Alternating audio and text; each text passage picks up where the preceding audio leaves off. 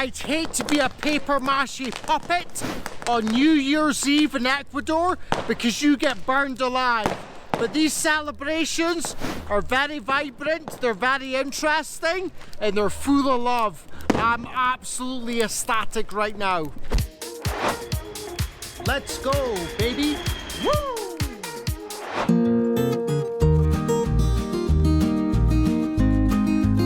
Spending New Year's in a foreign country is always a fascinating experience. In 2021, I was in Loja, Ecuador on New Year's Eve, and I got to see firsthand the unique traditions that the Ecuadorian people use to celebrate this occasion.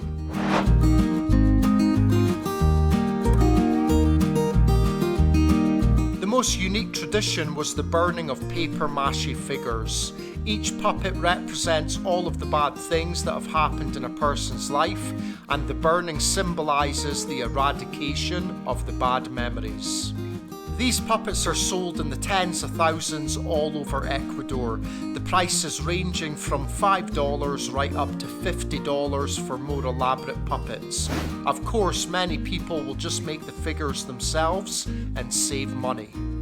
I went shopping for a puppet with my friend Rosemary and bought a paper-mâché figure for $10. An absolute bargain when you consider he's wearing a three-piece suit. Okay, I've got my Año Viejo, time to start partying.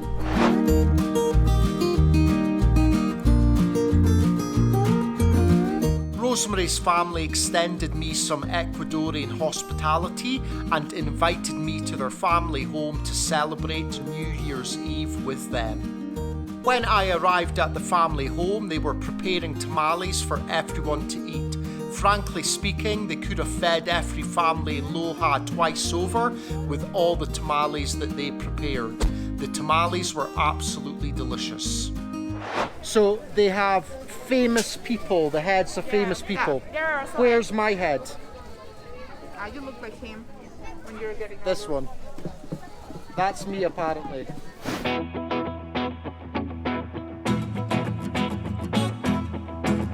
Before the party began, I accompanied Rosemary and her sister to a local market, and we bought a few extra items to help celebrate the new year. So apparently there was a lady in the store who wanted me to pay $1 to $2 to film. I don't pay to film, they should pay me. Hundreds of unbought puppets were on display at the market, begging to be purchased and then burned, so their existence could be justified.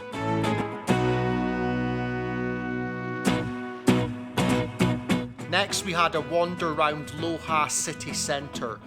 My friends were telling me that usually on New Year's Eve this place would be packed, it would be very vibrant, there would be lots of people, but obviously because of the pandemic there's more restrictions, there's more rules pertaining to people coming out in public, and it's more quiet.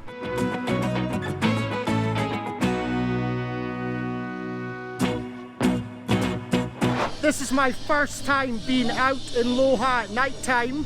I've got my two bodyguards with me, so if anything happens, they're going to protect me.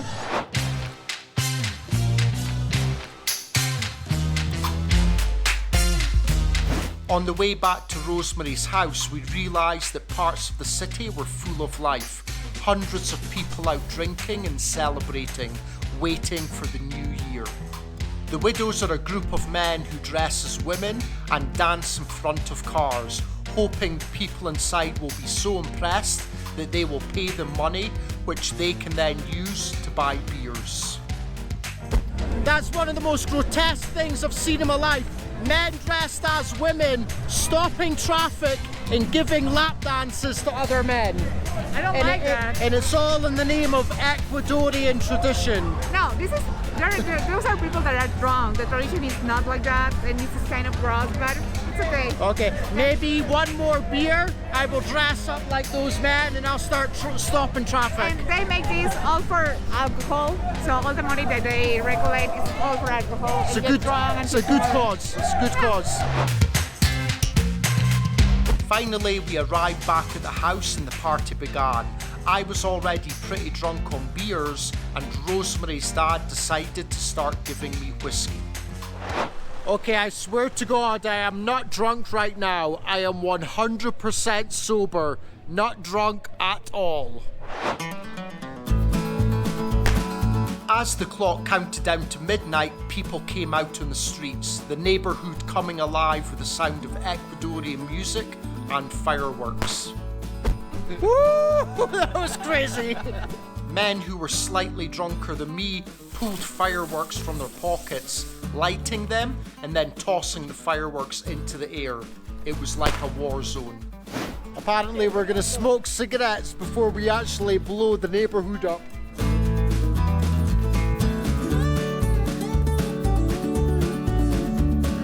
Then began the burning of the paper-mâché puppets. Men, women and children started to stack the figures into a pile on the streets and the fires were lit. Behind me is the attempted Ecuadorian celebration of 2021. No one can light these paper-mâché men alight. Our pile of puppets did not start burning quickly enough for the baying crowd. Luckily, a drunken neighbour had a can of gasoline and poured it directly onto the bonfire, the flames shooting towards the sky as the puppets turned to ash. Spider-Man is dead. There you have it. Forget Andrew Garfield. Forget Tobey Maguire. Forget Tom Holland. He's... I forgot what to say.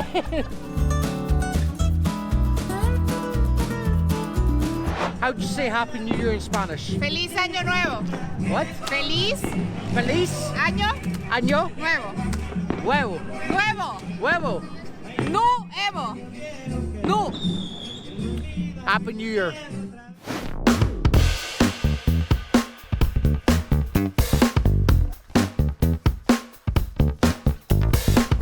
The fireworks intensified as the clocks hit midnight, everyone cheering the end of another year and the beginning of a new one. The celebrations were in full swing, drinking, hugging, singing together. It was an awesome sight. The final unique tradition was the 12 grapes. This involves the consumption of 12 grapes as the clock strikes midnight, each grape representing a different wish for the person in the new year.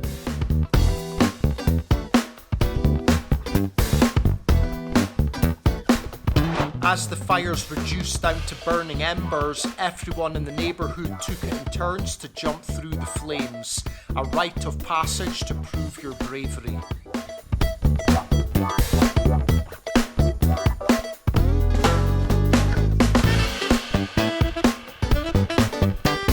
The Ecuadorian neighbourhood was in full-on party mode. People were offering me drinks left and right. I was practically drowning in alcohol as my liver was being pickled alive.